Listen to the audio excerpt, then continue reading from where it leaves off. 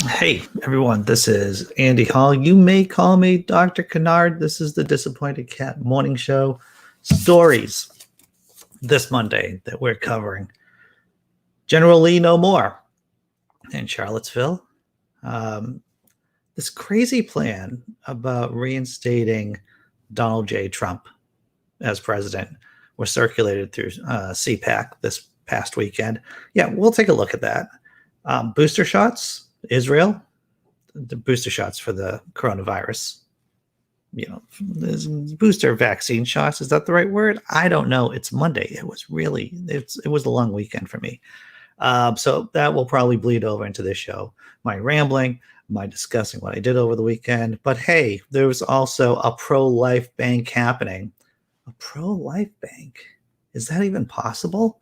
Well, when you think about the pro-life movement as being, hypocritical and just being a simple tool of garnering support for the far right in this country, sure, anything's possible. And of course, Donald J. Trump leads the pack of would-be fascists. There was a straw poll over at CPAC over the weekend, so that's another story we're going to be talking about.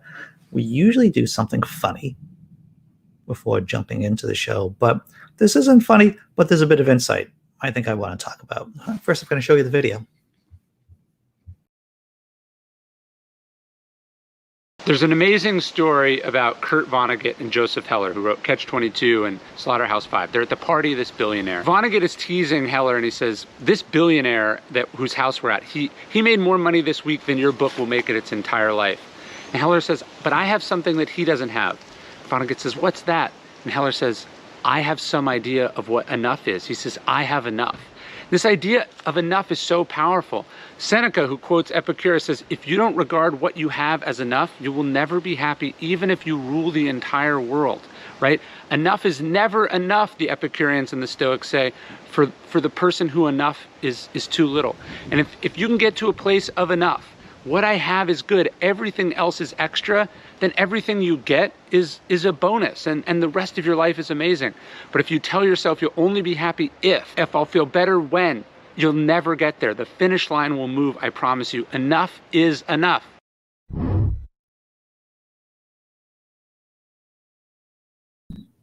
So what does that have to do with capitalism, late stage capitalism, American style capitalism and religion? Well, it has everything to do with late stage American style capitalism and religion, because faith, at least the Christian faith, right, tells you that you're broken, that you have original sin, and that nothing you will do will ever be enough. Nothing you will do will ever be enough for that God.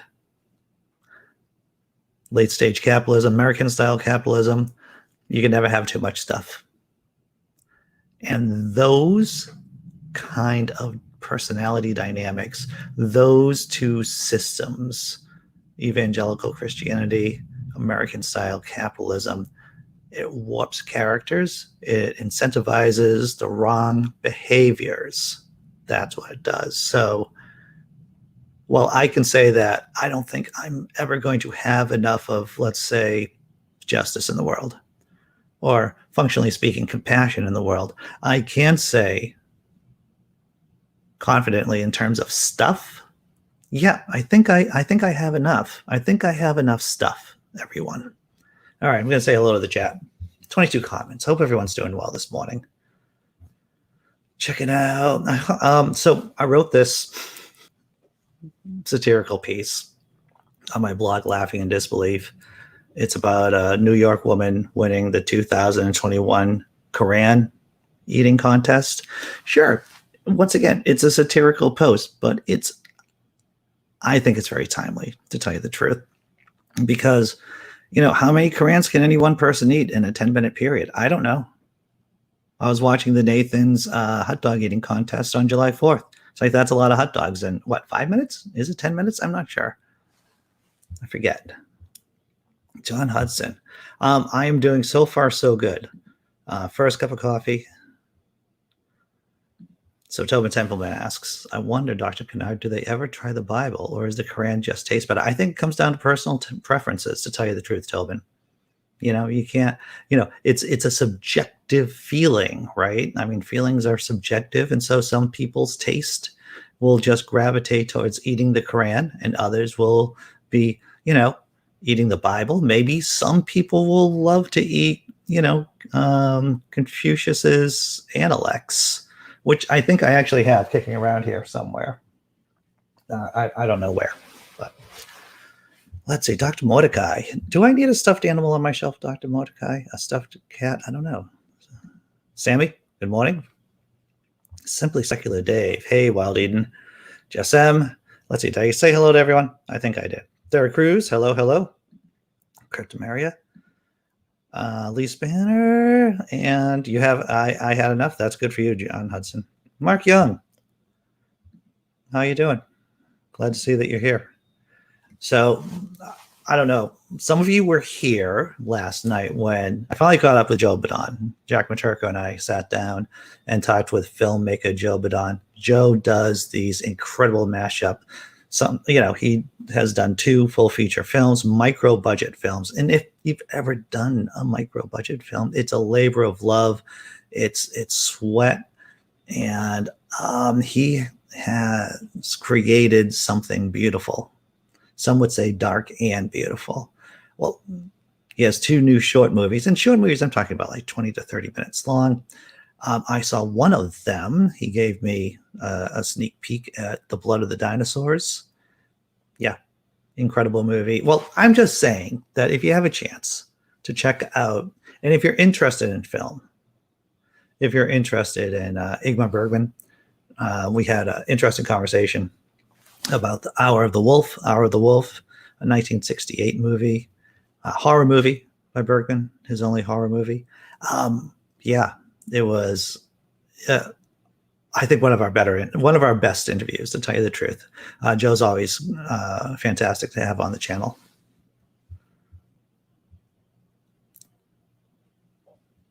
Patrick Henry Jr. Yeah. Well, that's the thing. That's a codependent relationship right there. Nothing's going to be good enough for you. Nothing's going to be good enough for your authority figure. That's why you got to drink the Kool-Aid. That's why the Kool-Aid's there, for you to drink it. All right, everyone. You want to do some funny memes? I want to do some funny memes. Let's do it. This one, so true. So true. For me, irritating people around me. And yeah, it's cat related. Me laughing at a joke I haven't even told yet. And my friends who already hate me. Because they're cats. All right. Next meme. When they tell me I'm an atheist because I want to sin, splish, splash, your opinion is trash. Tough language, everyone, by the Duck. But look, he's got shades on, and he's having a good time. So I think he's right. And the last one. This goes out to my Catholic peeps out there, my Catholic friends who are priests. Check it out. Warning: hazardous to children. Oh, I saw that, and it's like, yeah, that says a lot, especially in terms of the Catholic residential school disaster crisis that the church is handling oh so well up in Canada. All right. You want to talk about General Lee? Interesting thing about General Lee. And he helped, as I recall, Grant and Lincoln wanted to do a prisoner exchange with black prisoners during the Civil War. And Lee was one of the guys who said, no, we're not going to do that because they're our property. And we're not going to give back our property. So there's this myth about General Lee being this great guy. Yeah, maybe not. Maybe just a Nazi. An incredible day as Lee's statue removed from Charlottesville. Right. That happened on Saturday. One small step for the United States of America, one great step for, I don't know, for the species maybe? Maybe that's a little hyperbolic, everyone. Charlottesville, Virginia Cheers erupted Saturday as a Confederate statue that towered for nearly a century over downtown Charlottesville was carted away by truck from the Virginia city where it had become a flashpoint for racist protests and deadly violence.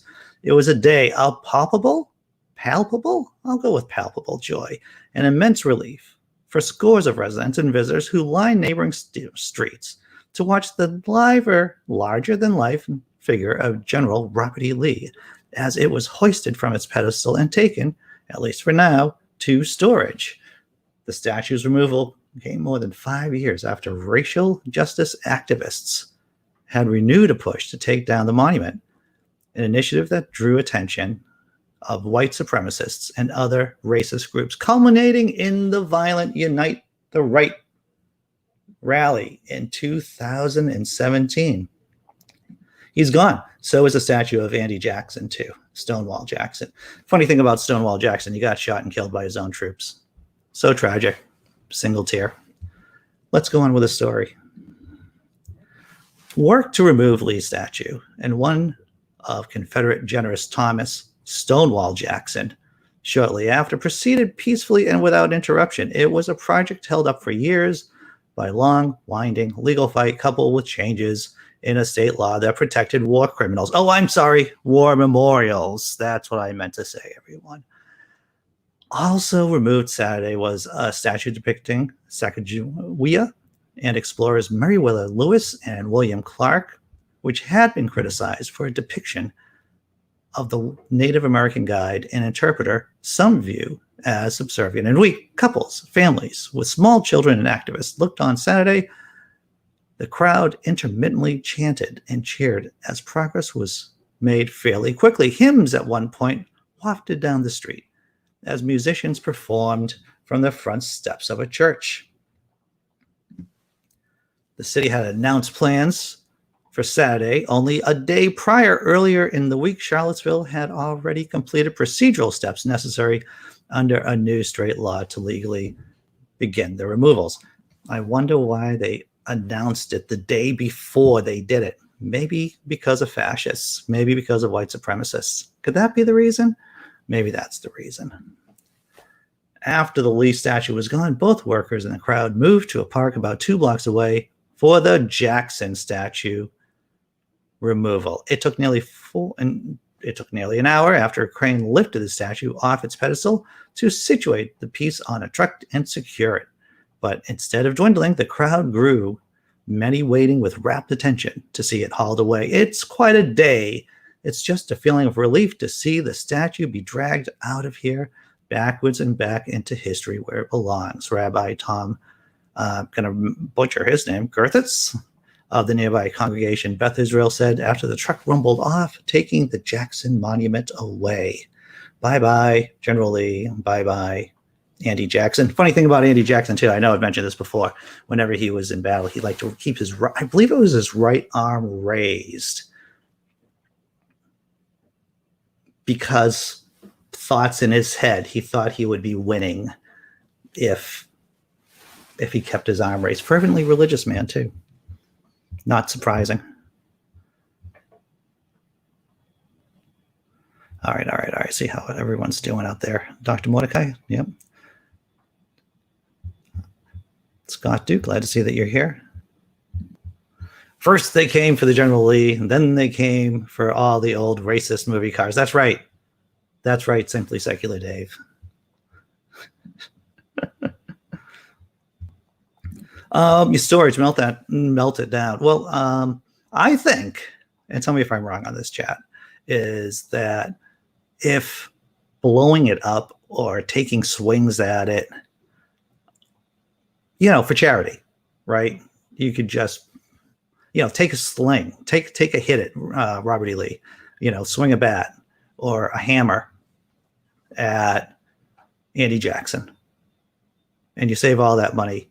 Maybe use it for reparations. I don't know, but you could be really innovative with how to destroy those monuments. What's up, James Henry? Glad to see that you're here.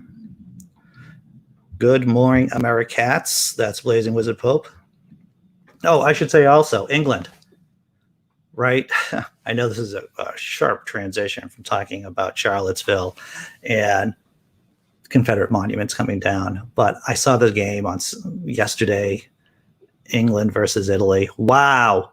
That was the most exciting game of any sport, to tell you the truth. The first 2 minutes and the last couple of minutes, it was incredible. My heart goes out to English fans. Wow, man, it was just really something worth watching. At least for me, I enjoyed it. Blazing says, we could make a fascism museum with all the statues of Hitler, Mussolini, and Stalin, Lenin, and Trump. I saw what you did. Yeah. Very nice. Oh, and that's right. Those statues are our Southern heritage. They represent Southern shame. That's right. Exactly. It was heartbreaking. It was a heartbreaking game for the English, I have to tell you. All right, so let's get back. You want to get back to work? Get back into the yeoman's work, or yeoman person's work of covering the news. Let's see what else we got here.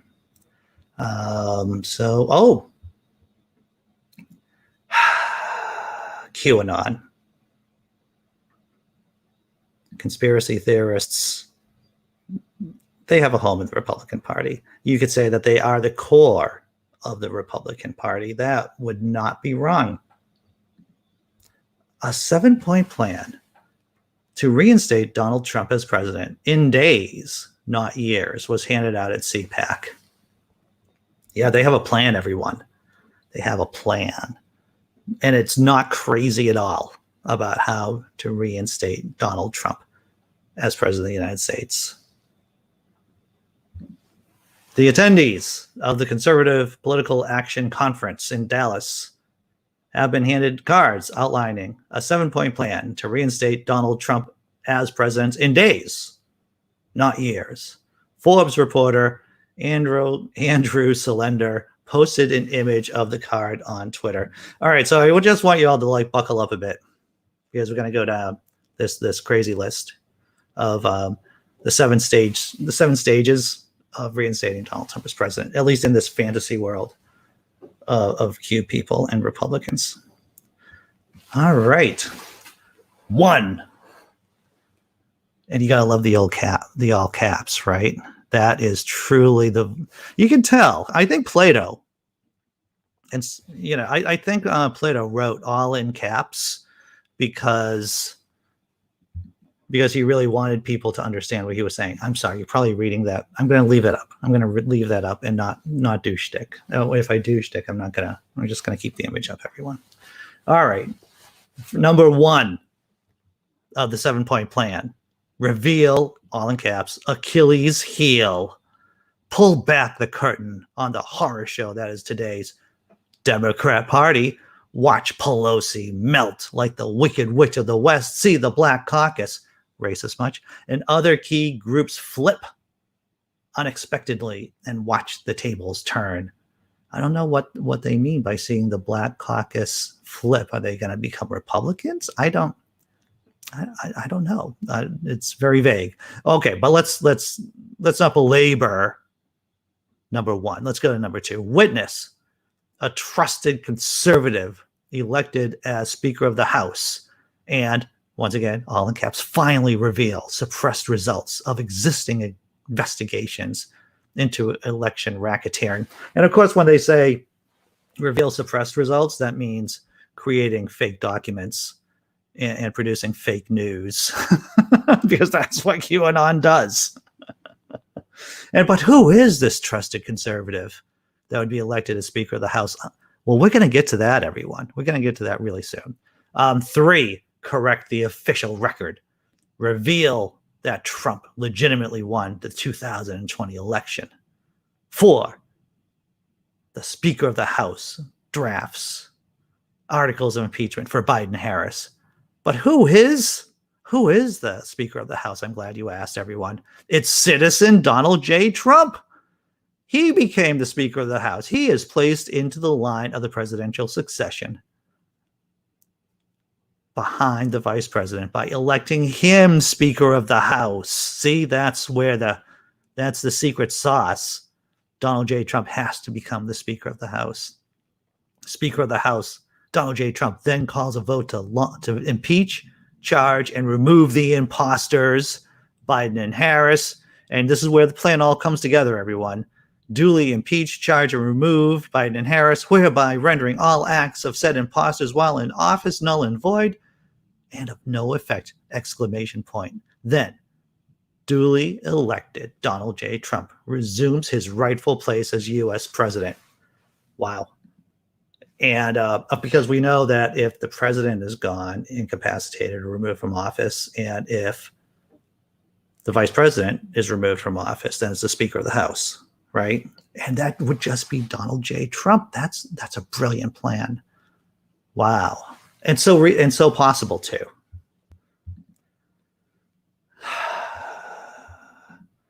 QAnon Nazis, indeed. Q Nazis, right? Where Sammy goes, is this 7-point plan also known as the Republican 7 stages of denial? I think so, Sammy. Just yeah. All right, there's more to this piece too, but I just want to check out what everyone has to say. Well, that's exactly what I thought too, Blazing Wizard Pope. Correct the official record is just making crap up, right? It's just making bigger lies and officiating them as truth in some kind of like 1984-ish Ministry of Truth kind of way. This is hilarious yet sad. Hilarious that they think this is possible, but sad that they think this is possible. It is well said. Well said, Blazing. All right, so let's continue with this piece. The card seems to have made by a group called Patriot Soar, which was not affiliated with the event organizers. The outlandish plan involves, ousting, of course, House Speaker Nancy Pelosi and eventually installing Donald Trump in her place. Donald Trump as Speaker would then call for a vote to impeach, charge, and remove imposters. The president and vice president, as the Speaker of the House, is third in line of the presidential succession.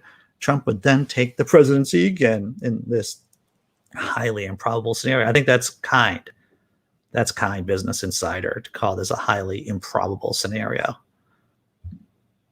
The messaging alludes to popular QAnon-affiliated conspiracy theories that accuse the Democratic Party of secret satanic abuse.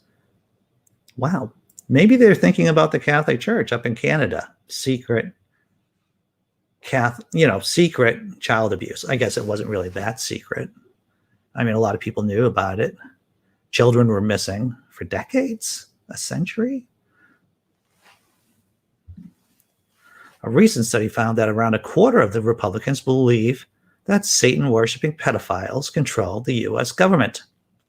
The conspiracy theory that Trump will soon be reinstated as president has been popularized by prominent supporters, including MyPillow CEO Mike Lindell and lawyer Sidney Powell, who are both being sued.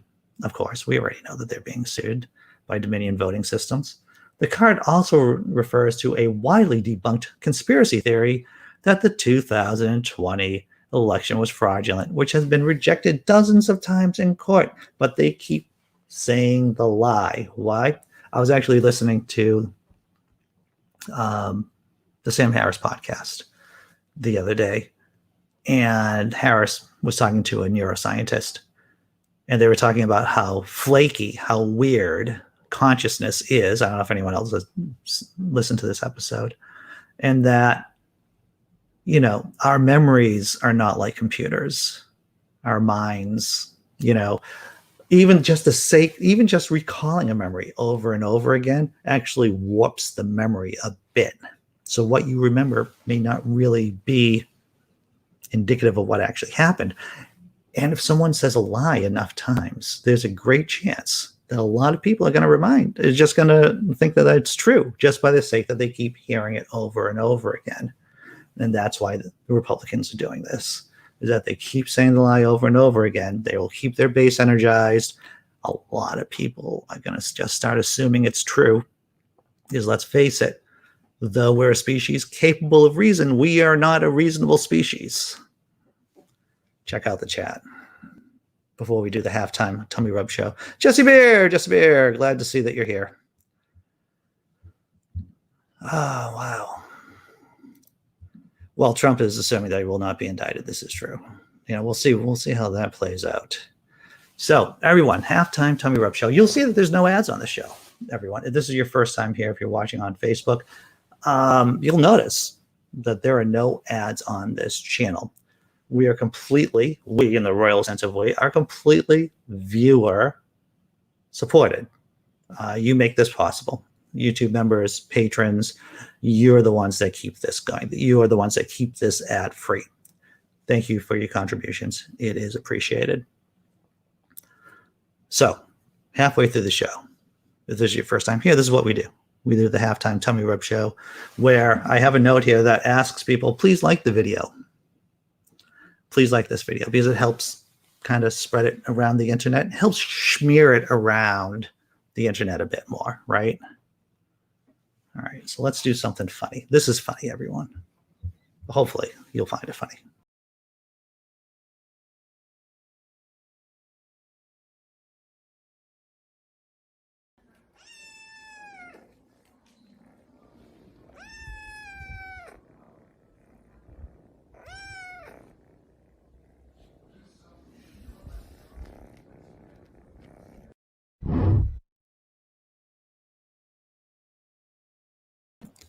All right, so that was obviously the cute video as against to the funny video. The video's title was Kitten Caught Red-Handed or Red Pod While Destroying the Bed.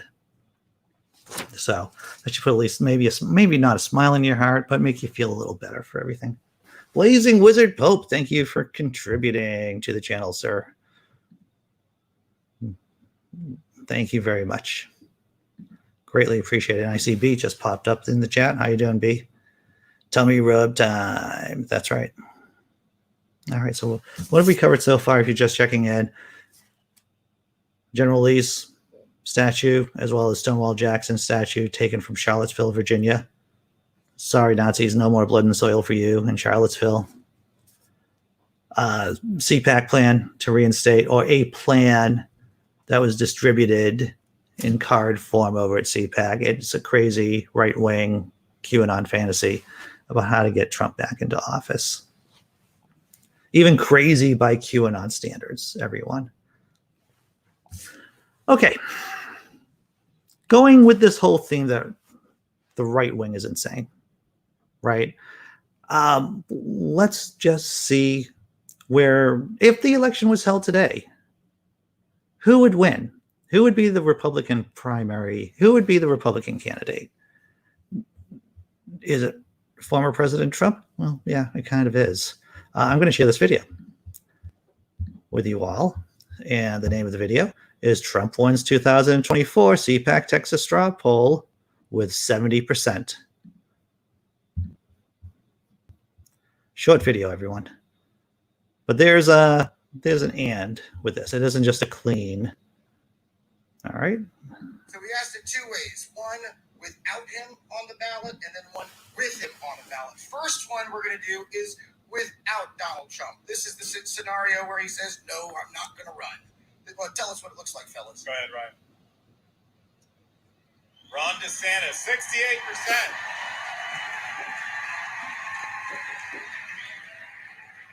Secretary Pompeo at 5.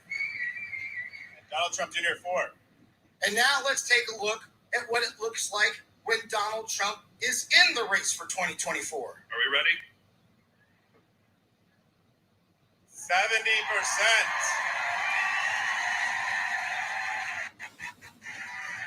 People snuck Governor, 21%. So what does that tell us? That tells us that Ron DeSantis, Governor DeSantis of Florida, has an incentive to get rid of Donald J. Trump, politically speaking. Because without Donald J. Trump running for president in 2024, DeSantis has a good chance of getting the nomination. Of course, it's really early. It's super early, and anything can happen from now until then. If I was Trump, actually, I would be a little concerned being the front runner this early, because this means he has to dominate headlines from now until then.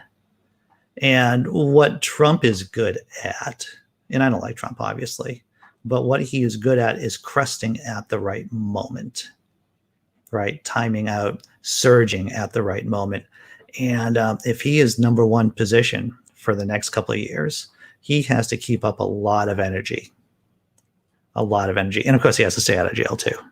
But yeah, so if Donald Trump wasn't on the on the ballot in 2024, right now it looks like Ron DeSantis would be a pretty powerful contender for the nomination. All right, let's see. Grant Farmer, glad to see that you're here, Grant. All right, so what's the next story we're going to do, everyone? Oh, I should mention the after party after show too. If this is your first time here, if you're unacquainted with the show, we do an open panel, an open room from 10 to 11. People come in. We just talk about whatever you want to talk about. We cover a wide variety of topics, to tell you the truth. And it depends what people just want to chat about. And that's at 10 o'clock. If you want to be on the panel, the link to be on the panel is in the description below. All right, so what's the next story? I'm glad you asked. Israel offers COVID vaccine booster shots to at-risk adults. Third Pfizer jabs are made available to those with weak immune systems as Delta variant fuels rise in infections. Right now, many of you already know, here in the States, Dr. Anthony Fauci, the CDC, is saying that booster shots, it's too early to tell whether or not we need booster shots, right? The science they're saying is that the FDA isn't ready to really make a finding on this. But Israel is deciding, for if you have a weak immune system, if you are at risk, then you should be getting a booster shot against COVID. Israel is offering a booster shot of Pfizer's coronavirus vaccine to adults with weak immune systems, but says it is still weighing up whether they should be given to the general public. The rapid spread of the Delta variant has fueled a rise in the number of new infections from single digits a month ago to around 450 a day, and the country has moved to fast track its next Pfizer shipment. Its health minister, Nitzan Horowitz, said on Sunday that adults with impaired immune systems who had received 2 doses of the Pfizer vaccine could get an immediate booster shot, with a decision pending on wider distribution. Let's take a look at a graph. Is there an infographic we can take a look at? Sure it is. So here it is. This is the number of new coronavirus cases per day in Israel. This is taken from the Johns Hopkins University. So you can see, right, that there is an uptick here in July. Not a big up. Well, it's slope. The slope of the curve there looks like it could build into something significant. And that's why the government of Israel has decided that it's going to protect its most, protect the people with impaired immune systems. It's better. I'm just going to say words that you already know, everyone in the chat, because they're intelligent people watching this show. It's better to catch and to contain the problem before it gets into a big problem, right? You would think that would just be common sense. Let's take a deeper look into the story. Pfizer and its partner BioNTech, the main suppliers in a swift Israeli vaccination rollout that began in December, said on Thursday they will ask U.S. and European regulators within weeks to authorize booster shots. The two companies cited an increased risk of infection after 6 months in seeking permission for a third shot. Drawing criticism from some scientists and officials, the companies did not share the data showing that risk, but said it would soon be made public. We are examining this issue, and we still do not have a final answer, Horowitz said about a booster for the general population in Israel. I have sources. There's some sources. Someone, an anonymous source, we'll just say that I know of in Pfizer, was saying that, they were expecting a booster shot within 9 months. So now it might just be 6 months. See, this is the reason why you come here. Thoughtful news analysis, cheap jokes. and infographics. Israel has almost exclusively administered Pfizer shots to about 60% of its 9.3 million population. A batch of 700,000 doses due to expire at the end of July was sent to South Korea, as a recent slowdown in the pace of vaccinations would likely have meant them going to waste. Under the deal, Seoul will return the same number of shots already on order from Pfizer in September and October. We have Moderna vaccines, and adults who want to vaccinate can do so from this morning or maybe tomorrow with the Moderna vaccines, Horowitz said. I'm going to cough. I'm going to apologize for that.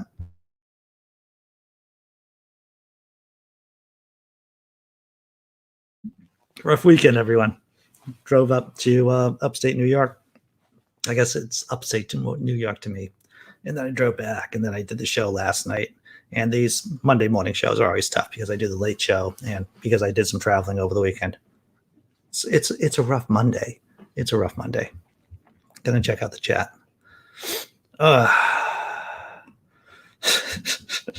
like that, Sammy. GOP, grotty old pervs, indeed.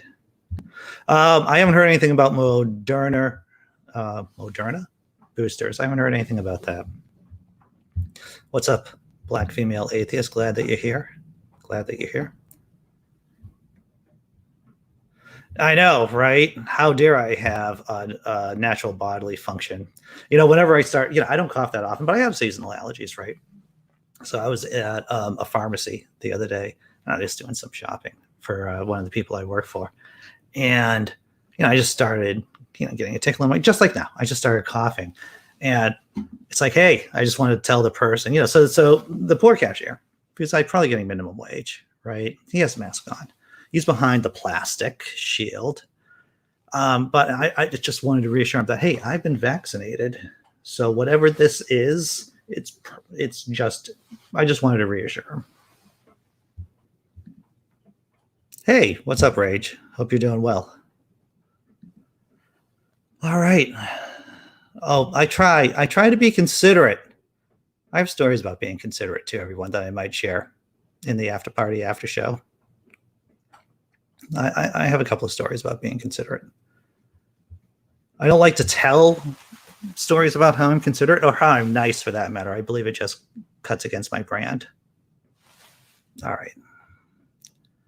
Oh, Blazing says, I'm getting my vaccine tomorrow, first shot, and my second on the 10th of August. Congratulations, Blazing. And for those of you who don't know Blazing is in Denmark, as I recall. So yeah, very good. Okay, so what's the next story? Is this the last story? We're going through stories a lot, pretty fast today, everyone. 2 anti-abortion activists say they're launching their own pro-life bank. So the first thing you're asking, is it a sperm bank? No. Is it like an egg bank? Is it like a salvation egg bank for Jesus? No. It's just a regular, everyday dollars and cents kind of bank. All right. This is from Hemant Mehta, by the way. The friendly atheist, he's been on the channel a couple of times, right? He'll probably be on the channel a couple more times. He did the Best Advice Ever episode, and he just did a general episode where we just sat down and talked on the Late Show. But here it is, about the pro-life bank that's being talked about. We've seen numerous examples of how evangelical Christians make crappier versions of the real thing whenever they try to replicate secular culture, whether we're talking movies or music. So should we be worried about Christian banks? Nick, okay, I'm just gonna call him Nick. You can see the words of his last name, the letters of his last name right there. I'm gonna call him Nick. Is an evangelical anti-abortion speaker whose ministry, Life Without Limbs, was inspired by his own experience being born without arms or legs.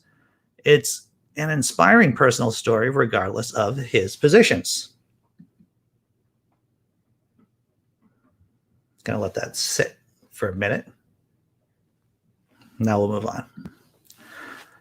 Nick, however, is also a conspiracy theorist who believed just about anything. He once claimed he knew God existed because he felt the presence of, quote, 10-foot tall demons, 5 foot wide, who walked in through my San Francisco hotel room, unquote.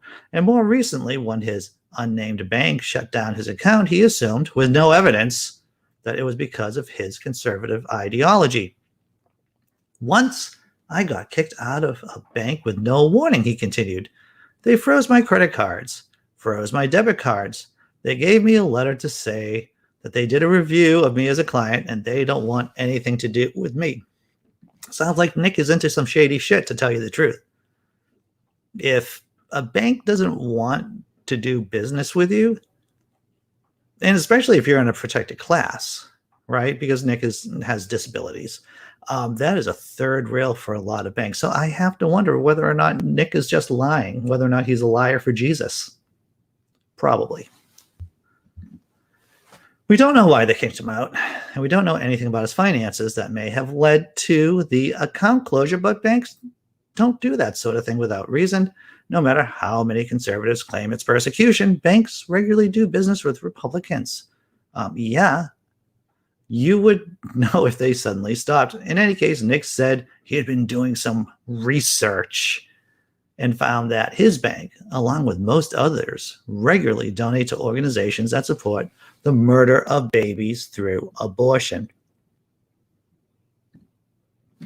Some conservative groups have perpetuated that rumor because larger banks often match employee contributions to nonprofit groups. So if an employee donates to Planned Parenthood, for example, the company would match it, but not the same rule would apply presumably to the NRA and conservative groups as well. As far as I can tell, that's the only kind of donation any major bank has ever made to explicitly pro-choice group. If you think that amounts to the bank taking a position on abortion, it's just because you're looking for reasons to be the victim, which is to say, Nick is looking for reasons to be a victim. So the solution is Bank for Jesus, a pro-life bank. It's also a reason he says he's now starting his own bank. So this is what, all right, tell me how this is going to end, or how soon it'll take before the feds shut down Nick's bank, because Nick got kicked out of a bank. And you know it wasn't because of his political beliefs. It was because of whatever kind of shady crap he was doing, if he even got thrown out of a bank at all. So this guy, who's, okay, we'll call him a lunatic, a conspiracy theorist with potentially shady financial background. He's starting a bank for pro-life Christians. How long will it take before, if it ever gets off the ground, how long will it take to get shut down? All right. So he's starting his own bank with little to on-the-nose name Pro-Life Bank, along with his friend Betsy Gray, who runs one of those anti-abortion Christian crisis pregnancy centers. Here's Gray on their website. After 3 weeks of research, our board treasurer was quite shocked to report there was not such a bank in our city. After much lamenting, was there the gnashing of teeth too? That's what I want to know. After much lamenting and prayer, I felt called by God to start a pro-life bank that only supports the life of unborn children, but is also aligned with all of God's principles. And Pro-Life Bank proposed was born. So all of God's principles? So there's no one who's divorced can get a bank account? Because remember, Jesus is pretty explicit about who can get divorced and under what circumstances they can get divorced. And it seemed like it was pretty serious. It was pretty serious, you know? So I wonder if they're going to allow people who get divorced to go to their pro-life bank. I wonder if they're going to allow, I don't know, rich people to use their bank, because, you know, it's more difficult to enter heaven, you know, if you're rich than a camel going through the eye of the needle.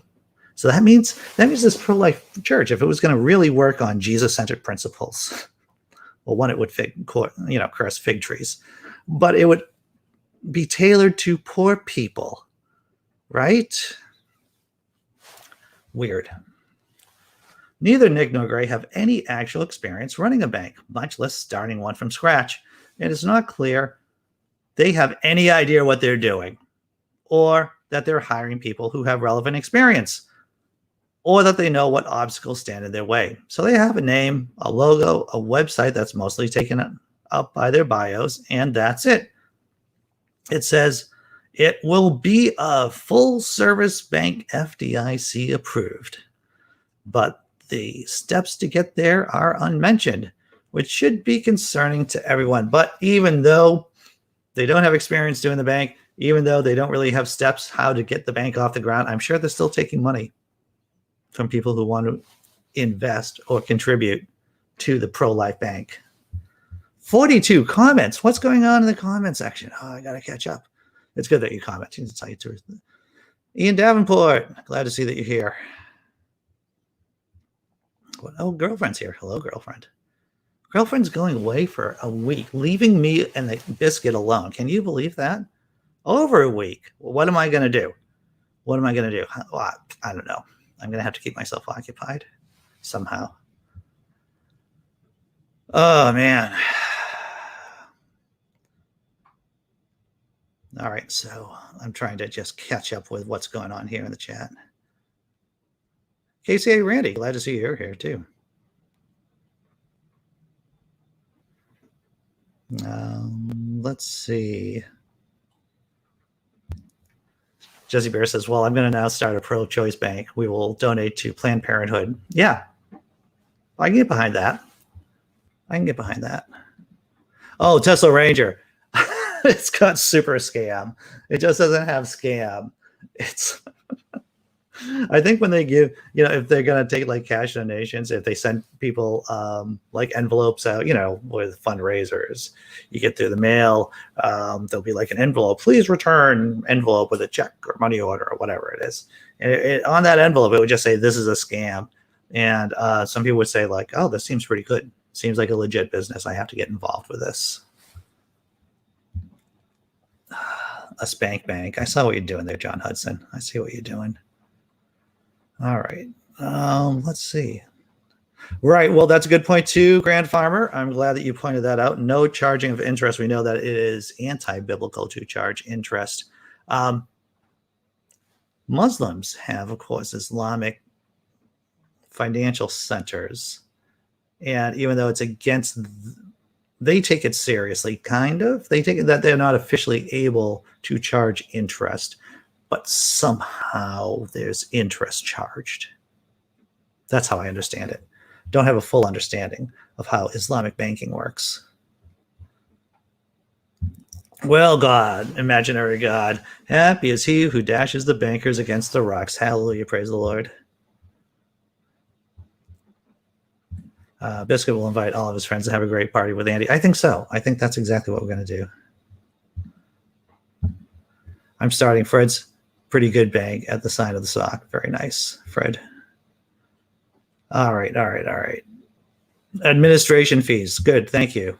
What is it about? So this is probably how Islamic banks function, is that they have administrative fees, and it is an interest. Well said. All right. So did we just blow through all the stories? Jesus was a capitalist, Swaggart's told me. Indeed, Cryptameria. So in case you're just tuning in, Robert E. Lee's statue, along with General Andrew Jackson's statue, removed from Charlottesville, Virginia. CPAC plan, there was a plan distributed, a scheme, a 7-point plan to get Donald Trump reelected, or not reinstated as president of the United States. It's a crazy plan of putting Donald Trump, installing him as Speaker of the House, and then impeaching Biden-Harris, and that would make him president. Booster shots. Israel is giving booster shots for COVID-19 for those people who've already been vaccinated and who have an impaired immune system, people who are at risk. And of course, we just talked about a pro-life bank, which has scam written all over it. Oh my fictitious God. We covered so much in just 15 minutes. In 15 minutes. You want to do something funny? I feel like this is a funny video. I don't know. Let's check it out, everyone.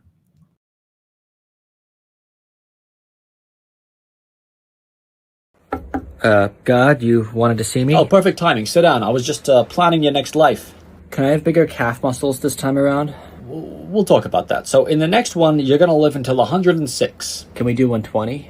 No. 118? No. 107, final offer. You're living till 106. So you have exactly 928,560 hours to live in your lifetime. Oh.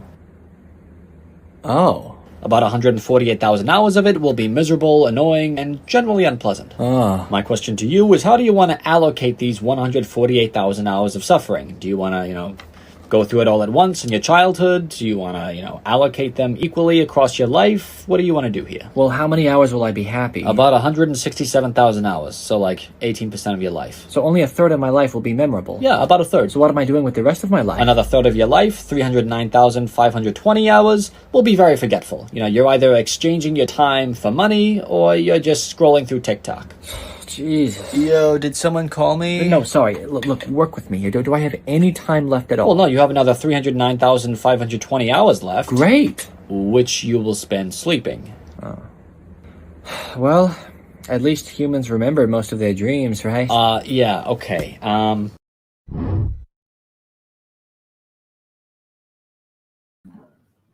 there you go. That was a pleasant video. Good way to end the show today, everyone.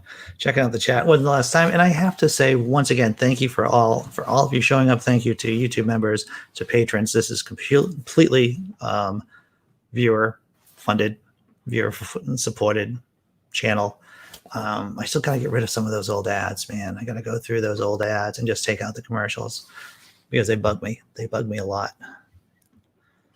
It was pretty cool, right? You don't even have to like Andy. You can just like the video, to tell you the truth. I'm comfortable with that. All right, and so 10 o'clock a.m. It's the official after party, after show, open room. I'm gonna get myself a cup of coffee between now and then. I had 4 hours of sleep last night, maybe 4 hours of sleep, because when I do the late night show, it ends at 11:30, and then I get all jazzed up. I don't go to bed till 1 or 2. Get up at 6 because that's just how my brain works.